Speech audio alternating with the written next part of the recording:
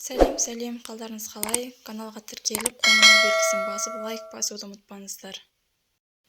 Отандық танымал әнші әрі тележүргізуші Аша Матай алғаш рет ана атанған кезін есіне алып жан сырын ақтарды. Өнер иесі босану кезінде үлкен қиындыққа тап болып, тіпті сәбиінен айырылып қала жаздаған.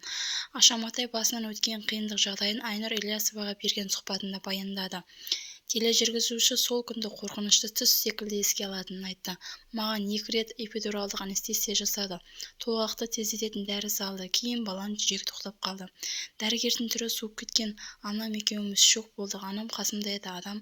Анам жылай бастады. Мен бірден өзімді жинап алып, мама жыламаңыз, бәрі жақсы болады дедім. Маған кесір тілігін жасаңыздар дедім.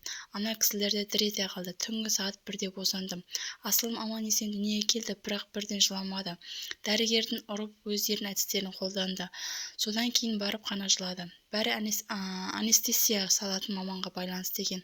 Құдай өзі кешірсін, өзімді өлік адамды сияқты сезіндім. Жарты жылдай өзіме келе алмай жүрдім. Дәрігер толғақ шақыратын дәрінің дозасын шамадан тыс салып қойған. Одан кейін наркоз салынған.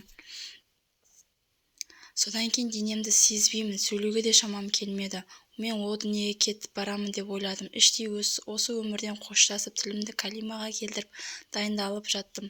Мен өліп қалсам, қызымды күйеуім мен анам қарайды деп ойладым, дейді Аша Матай. Осы сұхбатынан кейін әртүрлі пікірлер пайда болды. Аша Матай қалауымда тағы біраз жүргенде үрім бұтағымен қырылып қалатын едім деген пікірлер жазылды. Ол пікірлерді Аша Матай өзіне қабылдамады. Қазіргі таңда Аша Матайдың 2 қызы бар. Арман екеуі бірге жасап жатыр. Қалауымды жүргізіп жатқан жоқ. Басқа тележобада жүр Аша Матай. Барлықтарыңыз соңына дейін тыңдағандарыңызға рахмет.